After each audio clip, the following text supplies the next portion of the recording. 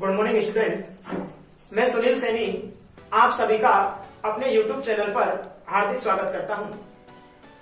आज की इस क्लास में हम स्टडी करेंगे विद्युत द्विध्रुव के कारण अक्ष या अनुदैर्ध्य स्थिति पर विद्युत क्षेत्र की तीव्रता। यानी आज की इस क्लास में विद्युत द्विध्रुव के कारण उसकी अक्षीय स्थिति या उसे कहते हैं अनुदैर्ध्य स्थिति पर विद्युत क्षेत्र की तीव्रता की गणना करेंगे। तो जब हमने कहा विद्युत द्विध्रुव के कारण उसके अक्ष पर विद्युत क्षेत्र की तीव्रता निकालनी है, तो देखो अगर क्या मानते हैं, एक विद्युत द्विध्रुव लेते हैं। एक विद्युत द्विध्रुव के लिए क्या लेते हैं? एक विद्युत द्विध्रुव ए बी लेते हैं।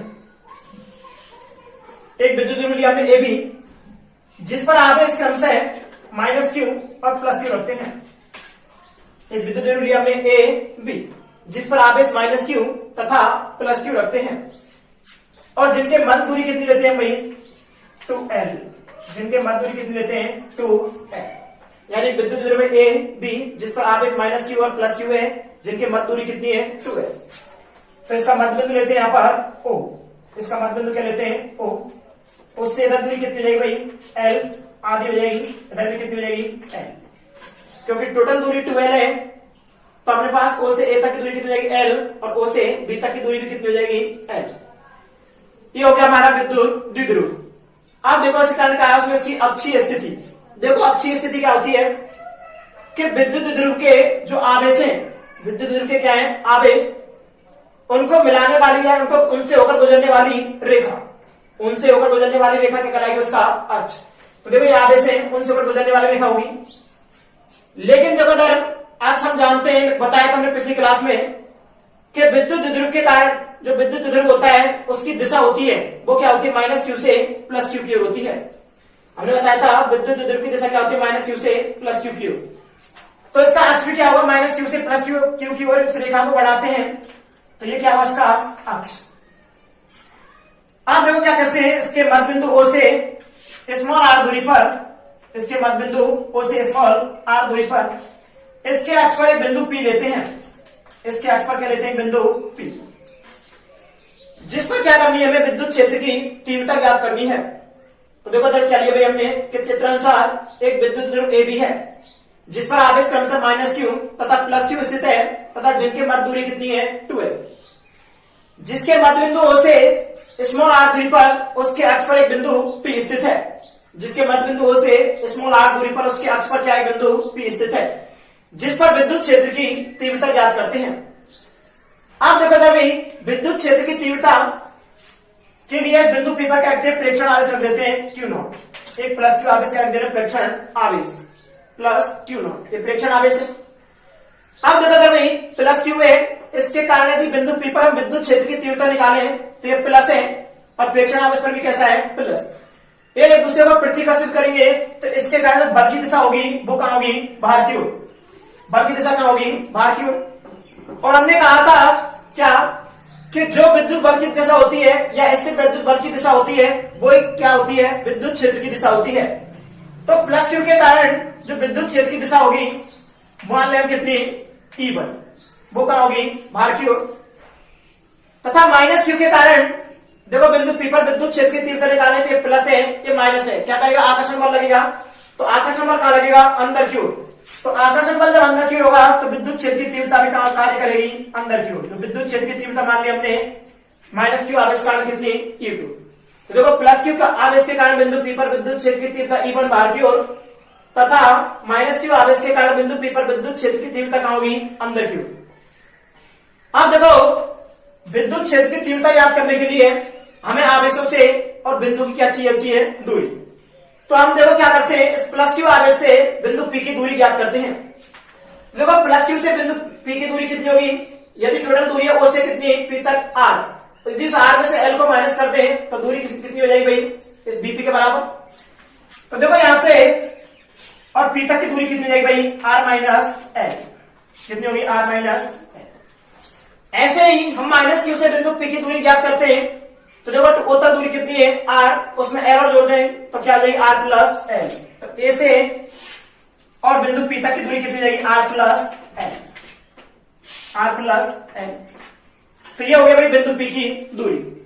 अब देखो इसकी भाषा, इसकी लैंग्वेज लिखते हैं कैसे देखो इजी भाषा लिख सकते हैं कैसे कि देखो चित्रानुसार एक विद्युत ध्रुव ए बी है, चित्रानुसार एक विद्युत ध्रुव ए बी है जिस पर आवेश क्रम से -q तथा +q स्थित है, जिस पर आवेश क्रम से -q तथा +q स्थित है, जिनके मध्य दूरी 12 है, जिनके मध्य दूरी कितनी है 12, जिसके मध्य बिंदु O से स्मॉल r दूरी पर उसके अक्ष पर एक बिंदु P स्थित है, जिसके मध्य बिंदु O से स्मॉल r दूरी पर उसके अक्ष पर एक बिंदु P स्थित है, जिस पर विद्युत क्षेत्र की तीव्रता ज्ञात करते हैं, जिस पर क्या ज्ञात करते हैं विद्युत क्षेत्र की तीव्रता।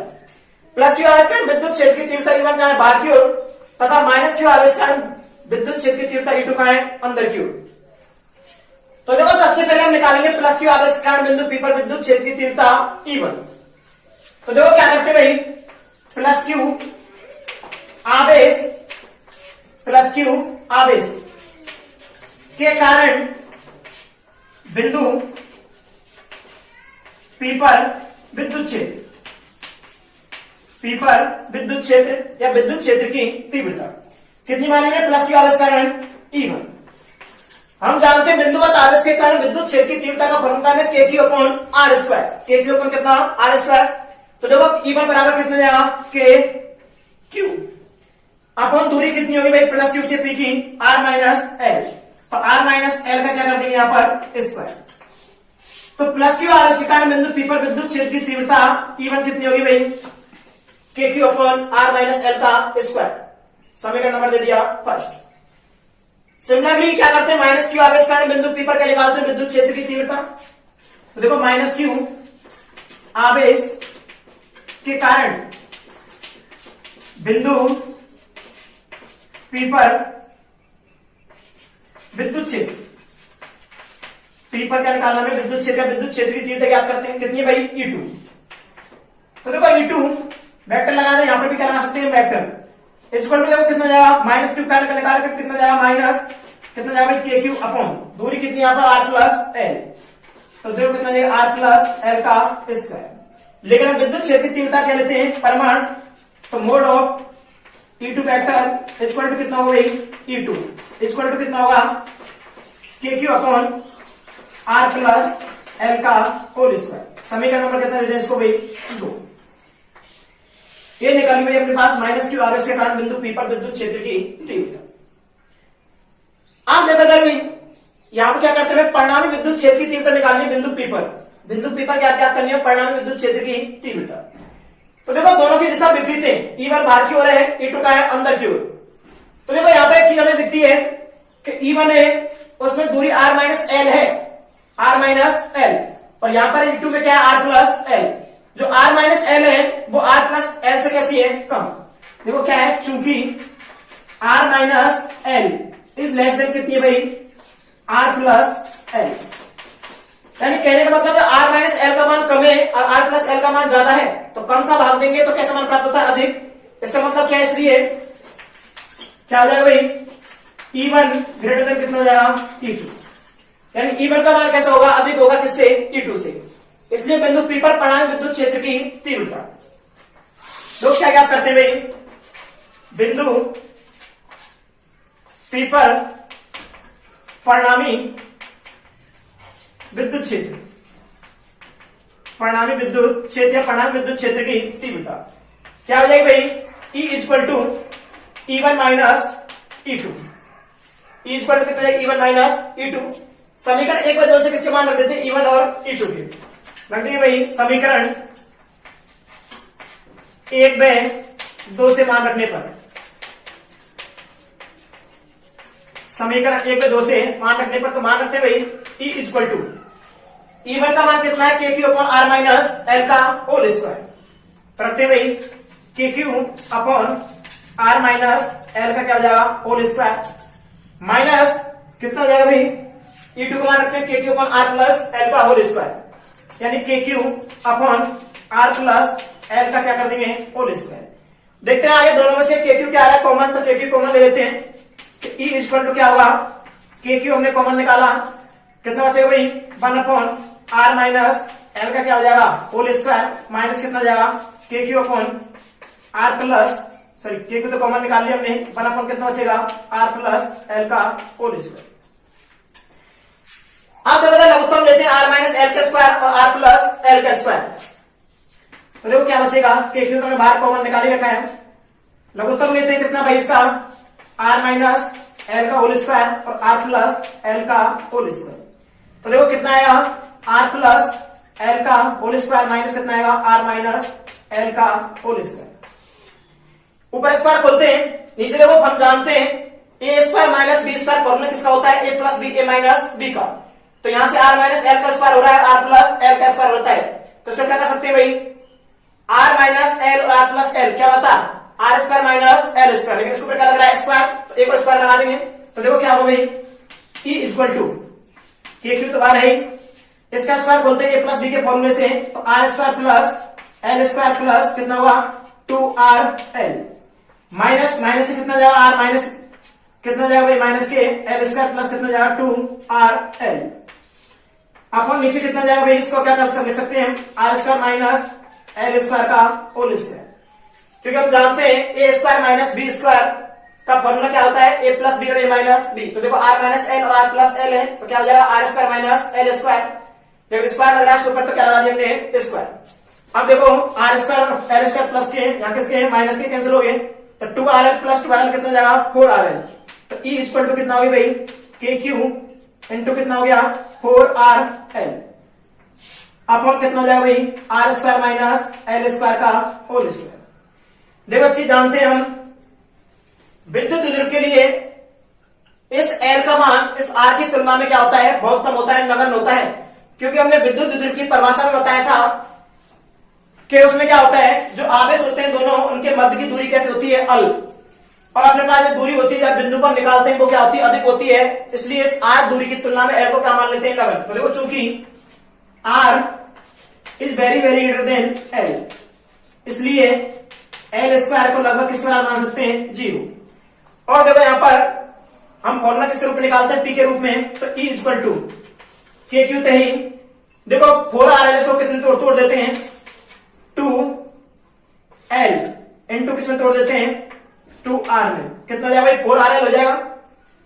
आप देखो देर भाई क्या हो जाएगा, नीचे अपने पास आ गया R square minus L square का होल स्क्वायर है, तो देखो आर स्क्वायर की तुलना में एल स्क्वायर को नगण्य मान लिया, 0 मान लिया, तो एल स्क्वायर की वैल्यू 0 पुट कर दे, तो आर स्क्वायर की घात कितनी रहेगी 4, तो देखो ई इक्वल टू कितना हो जाएगा, के देखो क्यू इंटू 2L कितना होता है पी, तो कितना हो गया भाई अपने पास 2 का आगे लिया है, 2kp कितना हो गया आर, आप नीचे कितना हो जाएगा भाई आर की घात 4, साइन लिख सकते हैं, चूंकि p बराबर कितना होता है q इंटू 2L, p बराबर कितना होता है q इंटू 2L, तो यहां से हमने देखो क्या किया, q इंटू 2L क्या रख दिया, p 2L तक तो आगे लिया है, 2kp इंटू कितना हो गया आर, अपन कितना हो गया R4, एक आर से आर को कैंसिल कर देंगे, कितना बचेगा RQ, तो e बराबर कितना हो गया भाई 2kp अपन कितना RQ, समीकरण नंबर दे देंगे इसको 3। ये निकलती हुई अपने पास विद्युत द्विध्रुव के कारण उसकी अक्षीय या अनुदैर्घ्य स्थिति पर विद्युत क्षेत्र की तीव्रता। आगे देखो जरा भाई, यदि यहां पर हम E और R के बीच में संबंध निकालें, देखो क्या करना भाई, K और P को यदि कांस्टेंट मान लें तो इसकी बात कर सकते हैं कि if K and P will be constant, यदि K और P कैसे हो नियत हो, तो E व्युत्क्रमानुपाती किसको हो जाएगा RQ के, तो E व्युत्क्रमानुपाती किसको हो जाएगा RQ, समीकरण दे देंगे इसको 4। तो ये निकलती है अपने पास विद्युत क्षेत्र की तीव्रता, हमने लिखा विद्युत द्विध्रुव के कारण उसकी अक्षीय स्थिति पर निकाला विद्युत क्षेत्र की तीव्रता। देखो हमने समीकरण 4 में संबंध क्या निकाला, E व्युत्क्रमानुपाती किसके RQ, यदि हम यहाँ E व R के मध्य ग्राफ बनाते हैं तो देखो E व R के मध्य R, E व R के मध्य R, तो देखो E व R के मध्य क्या R बनेगा भाई, यहां लेते हैं हम R के मूल बिंदु को ले लिया, इधर क्या लेते अपने पास विद्युत क्षेत्र की तीव्रता। देखो संबंध E और R के बीच में किसका है, व्युत्क्रमानुपाती का, तो ग्राफ कैसे बनता है, एक्सपोनेंशियल, कैसे बनता है भाई एक्सपोनेंशियल, संबंध दे देंगे E व्युत्क्रमानुपाती कितना हो गया R की, तो ये हो गया E व R के मध्य क्या हो गया R। यदि इसकी जगह R की जगह क्या होता 1/r होता, तो देखो 1/r रखते तो R का ऊपर समानुपाती, तब कैसे प्राप्त हो जाता सीधी रेखा। ये था हमारे पास विद्युत ध्रुव का अक्षीय है और यहाँ अनुदैर्ध्य स्थिति पर विद्युत क्षेत्र की तीव्रता। देखो अभी पढ़ी हमने विद्युत ध्रुव के कारण उसकी अक्षीय स्थिति पर या अनुदैर्ध्य स्थिति पर विद्युत क्षेत्र की तीव्रता। देखो अगली डेरिवेशन पढ़ते हैं हम कि विद्युत ध्रुव के कारण उसकी निरक्ष या विस्वत रेखा पर विद्युत क्षेत्र की तीव्रता। देखो निरक्ष कई बार क्या होता है, विस्वत रेखा देकर भी पूछ जाता है, निरक्ष ना देकर, तो निरक्ष या विस्वत रेखा एक ही बात होती है। देखो निरक्ष क्या होता है, जो विद्युत ध्रुव का अक्ष होता है, विद्युत ध्रुव का क्या होता है अक्ष, उसके लंबवत रेखा क्या कहलाती है, विद्युत ध्रुव का निरक्ष। हमने कहा विद्युत ध्रुव का जो अक्ष होता है उसके लंबवत रेखा विद्युत ध्रुव का निरक्ष कहलाती है। तो देखो हमने क्या करते हैं, एक विद्युत ध्रुव लेते हैं उसी की तरह, तो हम एक विद्युत ध्रुव लेते हैं ए बी, एक विद्युत ध्रुव क्या लेते हैं ए बी, वही आपस करते हैं माइनस क्यू और इसमें क्या रखते हैं प्लस क्यू। एक विद्युत ध्रुव ले लिया हमने क्या भाई ए बी, जिस पर आगे से होती है माइनस क्यू और प्लस क्यू, जिनके मध्य दूरी कितनी मान लेते हैं हम भाई 2 है, जिनके मध्य दूरी कितनी है 2 है। ये मध्य बिंदु ओ, इधर दूरी कितनी लेगी एल, हाफ दूरी लेगी, इधर भी कितनी लेगी एल। अब देखो क्या निकालने में, इसे निरक्ष पर या विस्वत रेखा पर विद्युत क्षेत्र की तीव्रता ज्ञात कर रहे हैं। हमने कहा था विद्युत ध्रुव का जो अक्ष होता है उसके लंबवत रेखा विद्युत ध्रुव का निरक्ष कहलाती है। हमने क्या कहा, विद्युत ध्रुव का जो अक्ष होता है उसके लंबवत रेखा क्या कहलाती है, विद्युत ध्रुव का निरक्ष। देखो ये इसका अक्ष था तो उसके लंबवत रेखा क्या होगा, उसका निरक्ष। ये लंबवत रेखा ले ली, उसके हमने क्या हो गया निरक्ष। आप देखो इसके मूल बिंदु ओ से उसके निरक्ष पर इस मोनार्ध क्या लेते हैं, बिंदु पी लेते हैं, बिंदु क्या लेते हैं पी, जिस पर क्या ज्ञात करेंगे हम विद्युत क्षेत्र की तीव्रता। आप देखो विद्युत क्षेत्र की तीव्रता इस पर क्या होगा, अपेक्षा क्यू नॉट या प्लस क्यू है, इसके कारण विद्युत क्षेत्र की तीव्रता कम होगी इस पर भार की होगी। अब प्लस क्यू के कारण विद्युत क्षेत्र की तीव्रता मान लेते कितनी होगी भाई ई बार। अब माइनस क्यू के कारण निकालते हैं तो माइनस क्यू के कारण कहाँ होगी भाई अंदर की ओर, उसके माइनस क्यू के कारण विद्युत क्षेत्र की तीव्रता कितनी मान ली हमने E2। हमने कहा है विद्युत ध्रुव लिया ए बी, जिस पर आवेश लगा माइनस क्यू और प्लस क्यू, जिनके मध्य दूरी कितनी ले ली 2 है, जिसके मध्य बिंदु ओ से स्मॉल आर दूरी पर उसके निरक्ष पर एक बिंदु पी लिया हमने, जिस पर हम विद्युत क्षेत्र की तीव्रता क्या करेंगे ज्ञात। प्लस क्यू आवेश के कारण बिंदु पी पर विद्युत क्षेत्र की तीव्रता कहाँ होगी, बाहर की ओर, E1 मान ली हमने बाहर की ओर। माइनस क्यू के कारण E2 मानी हमने, जो कहाँ होगी भाई अंदर की ओर, क्योंकि माइनस के कारण कहाँ होती है, विद्युत क्षेत्र की तीव्रता की दिशा अंदर की ओर होती है। आप देखो अगर भाई यदि बात करें इनके परिणामी विद्युत क्षेत्र की तीव्रता की बात, देखो E1 और E2 इनका परिणामी क्या होगा, दोनों के मध्य में, परिणाम विद्युत क्षेत्र की तीव्रता कहाँ होगी दोनों के मध्य में। आप देखो इन दोनों की परिणाम विद्युत क्षेत्र की तीव्रता ज्ञात करने के लिए इनके क्या लेंगे हम, क्षैतिज पर लंबवत घटक लेते हैं। तो देखो इसको बना लेते हैं हम, क्या हो गया, ये अपने पास क्या हो गया भाई, देखो ये और ये ऐसे बन रहा है अपने पास। आप देखो इनका परिणामी क्या लिया हमने, ये क्या हो गया भाई E1, ये क्या हो जाएगा E2। इनका परिणामी करने के लिए दोनों के बीच में परिणामी ज्ञात करने के लिए क्या डालते हैं, यहां से हम लंब डालते हैं। क्या डालते हैं यहां से हम लंब। ये क्या हो जाएगा इसका क्षैतिज घटक, ये क्या हो जाएगा लंबवत घटक। क्षैतिज घटक में क्या लगाएंगे कॉस थीटा। देखो अपने पास ये बिंदु क्या दे रखा है P। आप देखो इसको क्षैतिज घटक में निकालेंगे, आधार, आधार में क्या आता है कॉस थीटा, तो कॉस थीटा निकालेंगे तो आधार बटे क्या आ जाएगा भाई कर्ण, और कर्ण अपने पास ये होगा E1। तो देखो अपने पास एक चीज ध्यान रखना कि लंबवत घटक में इसका लंबवत घटक लेंगे E1 का, तो क्या आएगा भाई E1 sin थीटा, या सीधा याद रख लेना भाई क्या कि लंबवत घटक में क्या आता है sin थीटा और क्षैतिज घटक में क्या आता है cos थीटा। तो देखो E1 का हमने लंबवत घटक लिया, ऊपर की ओर कौन सा हो गया E1 sin थीटा। यदि इसका हम क्षैतिज घटक लेते हैं तो कौन सा आएगा भाई E1 cos थीटा। क्योंकि देखो यदि ये कोण थीटा है तो ये कोण भी कितना होगा भाई थीटा, ये कोण कितना होगा थीटा। आप देखो E2 के लेते हैं तो E2 का लंबवत घटक कहाँ आएगा नीचे की ओर, ये लंबवत घटक आएगा कितना भाई E2 sin थीटा। यदि क्षैतिज घटक की बात करें, क्षैतिज घटक इधर ही आएगा तो क्षैतिज घटक क्या हो गई E2 cos थीटा। तो ये क्या होगी क्षैतिज घटक। देखो इसकी भाषा लिख सकते हैं क्या कि चित्रानुसार एक विद्युत ध्रुव AB है, चित्रानुसार क्या है विद्युत ध्रुव AB, जिस पर आवेश क्रमशः माइनस क्यू तथा प्लस क्यू स्थित है। जिस पर आवेश क्रमशः माइनस क्यू तथा प्लस क्यू स्थित है, जिनके मध्य दूरी 12 है, जिनके मध्य दूरी कितनी है 12, जिसके मध्य बिंदु O से स्मॉल r दूरी पर उसके निरक्ष पर एक बिंदु P स्थित है, जिस पर हम विद्युत क्षेत्र की तीव्रता ज्ञात करते हैं। अब देखो विद्युत क्षेत्र की तीव्रता ज्ञात करने के लिए प्लस क्यू आवेश कण बिंदु P पर विद्युत क्षेत्र तीव्रता इवन बाहर की ओर होगी और माइनस क्यू कण का होगी अंदर की ओर। परिणाम विद्युत क्षेत्र की तीव्रता ज्ञात करने के लिए इनके लंबवत घटक लिए और कौन से घटक लिए हमने क्षैतिज घटक। अब देखो सबसे पहले क्या निकालते हैं, प्लस क्यू आवेश के कारण बिंदु P पर क्या निकालते हैं, विद्युत क्षेत्र की तीव्रता। तो देखो भाई लिखते हैं हम प्लस क्यू आवेश के कारण बिंदु P पर विद्युत क्षेत्र की तीव्रता, पर विद्युत क्षेत्र की तीव्रता। देखो प्लस क्यू आवेश कारण विद्युत क्षेत्र की तीव्रता निकालना, हम जानते हैं फॉर्मूला क्या होता है, के क्यू अपॉन आर स्क्वायर।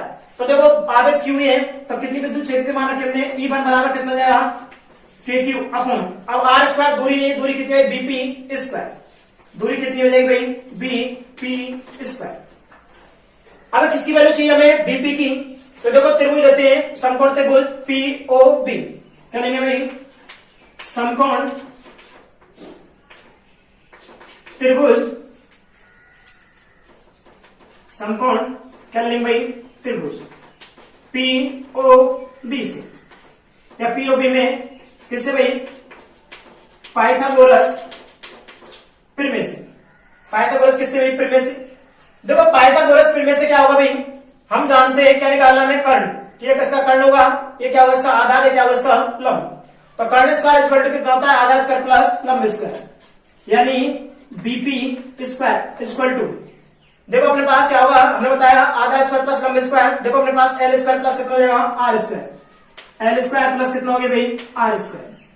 यदि यहां से हम किसकी वैल्यू निकाले भाई, बीपी स्क्वायर की वैल्यू आ गई अपने पास, बीपी स्क्वायर की वैल्यू वहां रखते हैं, तो ई वन इक्वल टू कितना हो जाएगा भाई, के क्यू अपॉन कितना हो जाएगा आर स्क्वायर प्लस कितना L square plus R square, L square plus कितना हो गया आर स्क्वायर। ये विद्युत क्षेत्र की तीव्रता निकल गई प्लस क्यू आवेश के कारण। समीकरण दे दिए कितना, एक। देखो सिमिलरली हम किस कारण निकालेंगे, माइनस क्यू आवेश कारण। तो देखो माइनस क्यू आवेश के कारण बिंदु P पर विद्युत क्षेत्र की तीव्रता, विद्युत क्षेत्र की तीव्रता। देखो माइनस क्यू आवेश कारण बिंदु P पर विद्युत क्षेत्र की तीव्रता, माइनस क्यू आवेश कारण बिंदु P पर विद्युत क्षेत्र की तीव्रता। देखो माइनस क्यू आवेश कारण बिंदु P पर विद्युत क्षेत्र की तीव्रता कितनी मान रखी हमने, E2। देखो E2 बराबर कितना होगा भाई के क्यू, फॉर्मूला होता है कितना जाएगा भाई के क्यू अपॉन दूरी कितनी जाएगी एपी स्क्वायर, एपी क्या हो जाएगी स्क्वायर। लेकिन देखो दर जितनी बीपी होगी उतनी क्या होगी भाई एपी, तो क्या लिख सकते हैं, चूंकि एपी बराबर कितना बीपी बराबर कितनी दे रखी निकाली हमने एल स्क्वायर प्लस कितनी आर स्क्वायर, तो वैल्यू रख देते हैं E2 इक्वल टू कितना आ जाएगा भाई के क्यू अपॉन कितना आएगा R square plus L square. समीकरण नंबर कितना दे इसको, देखो समीकरण 1 और 2 से दोनों की वैल्यू कैसी है समान, यानी समीकरण किससे भाई 1/2 से।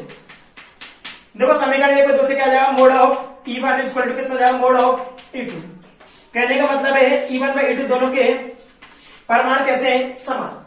तो देखो समीकरण 3 से स्पष्ट है कि विद्युत क्षेत्र की तीव्रता E1/E2 के परिमाण कैसे हैं समान, लेकिन दिशा देखो कैसी है उनकी भिन्न भिन्न, इसलिए इनके लंबवत पर क्षैतिज घटक लेते हैं। तो देखो क्या होगा, इनके लिखेंगे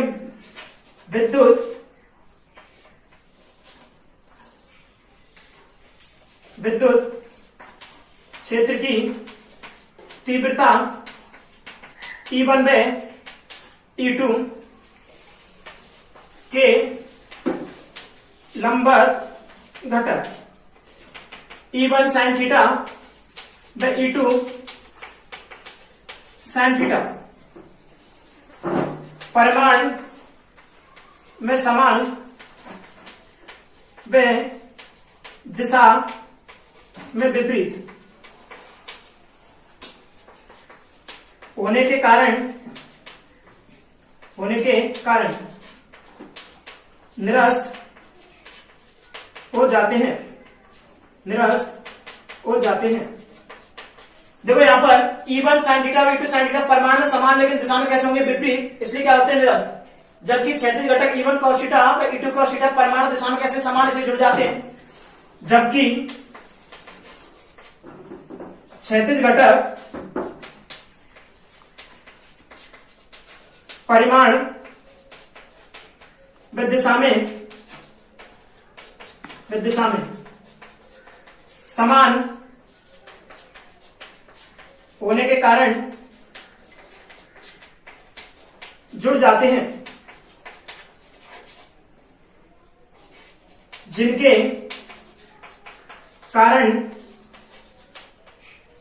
परिणामी विद्युत क्षेत्र प्राप्त होता है।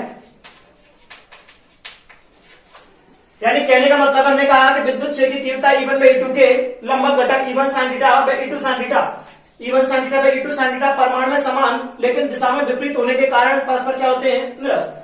जबकि क्षैतिज घटक E1 cos theta by E2 cos theta परिमाण में दिशा में समान होने के कारण जुड़ जाते हैं, जिनके कारण परिणामी विद्युत क्षेत्र क्या होता है? प्राप्त। इसलिए परिणाम विद्युत क्षेत्र किस कारण प्राप्त होगा? E1 cos थीटा और E2 cos थीटा दोनों को जोड़ देंगे तो देखो क्या निकालेंगे भाई हम? परिणामी विद्युत क्षेत्र। देखो परिणामी विद्युत क्षेत्र E बराबर कितना होगा? E1 cos थीटा प्लस कितना होगा? E2 cos theta. यानी परिणामी विद्युत क्षेत्र क्या होगा? E1 cos थीटा प्लस कितना होगा? E2 cos theta.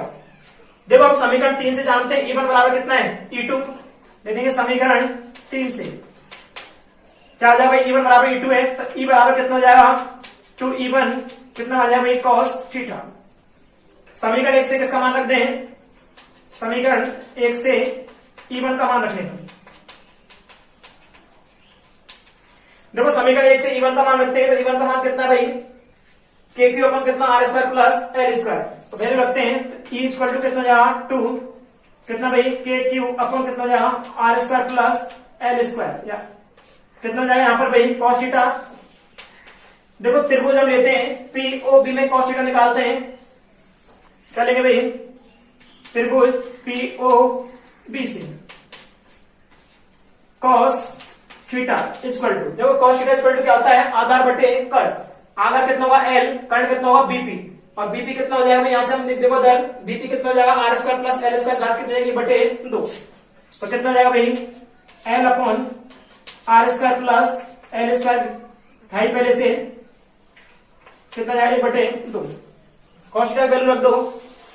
देखो cos थीटा वैल्यू रखते हैं कितना जाएगा भाई? E इक्वल टू 2KQ अपन कितना हो जाएगा भाई? R square plus L square की घात कितनी जाएगी? L स्क्वायर इंटू कितना जाएगा? L upon R square plus L square की घात कितनी जाएगी? बटे 2। आप देखो इधर भाई हम जानते हैं Q into 2L, Q into 2L कितना जाएगा? P। देखो R square plus L square घात 1 यहाँ पर 1 बटे 2 यहाँ पर कितने? 3/2। तो देखो E इक्वल टू कितना जाएगा? KP अपन कितना जाएगा भाई? R square plus L square घात कितनी जाएगी? 1 बटे 3/2। क्योंकि 1 यहाँ पर है 1 बटे 2 यहाँ पर, जब आधार समान होते हैं घातें क्या होती है? जुड़ जाती है। 1 प्लस 1 बटे 2 कितना होगा? 3/2। अब देखो कोई कंडीशन लिखनी है यहाँ पर कि L का मान क्या होता है? R का मान क्या होता है? बहुत बड़ा, क्योंकि R is very very greater than कितना होता है? L। Then L square equal to कितना हो जाता है? 0। तो 0 पुट करते हैं तो E इक्वल टू कितना जाएगा भाई? KP अपन कितना हो जाएगा? R स्क्वायर कितना हो जाएगा? R स्क्वायर घात कितनी होगी? 3/2। 2 से 2 कैंसिल हो जाएगा तो E बराबर कितना बन जाएगा भाई? KP upon R3। समीकरण नंबर कितना दे देंगे इसको? चलो तो निरक्षीय स्थिति पर विद्युत क्षेत्र की तीव्रता क्या निकल गई? E बराबर KP अपॉन कितना हो गया? R cube. KP अपॉन कितनी जाती है? R cube. तो ये निकल गया निरक्षीय स्थिति या विस्पत रेखा पर विद्युत क्षेत्र की तीव्रता। देखो समीकरण 4 से देखा हमने कि निरक्ष पर विद्युत क्षेत्र तीव्रता फॉर्मूला है E बराबर KP अपॉन कितना? R cube. तो देखो यदि या यदि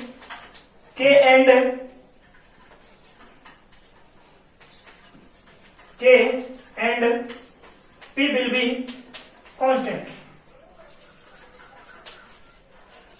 यदि के और पी को कांस्टेंट मान ले तो ई व्युत्क्रमानुपाती कितना हो जाएगा भाई, आर क्यू। ई व्युत्क्रमानुपाती कितना हो गया, आर क्यू। समीकरण नंबर कितने देते हैं, 5।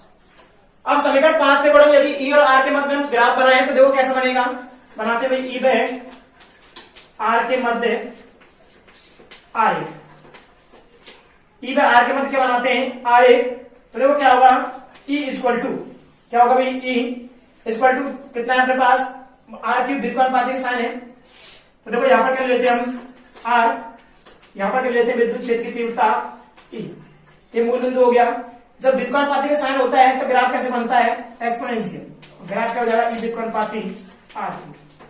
तो देखो हमने देखा कि अक्षीय स्थिति पर विद्युत क्षेत्र की तीव्रता का फॉर्मूला क्या आया था, 2kp/r3, और निरक्षीय स्थिति पर क्या है, kp/r3। दोनों के कारण देखो अपने पास ग्राफ कैसा होना सेम, क्योंकि विद्युत क्षेत्र की तीव्रता दूरी के घर के कैसे होती है।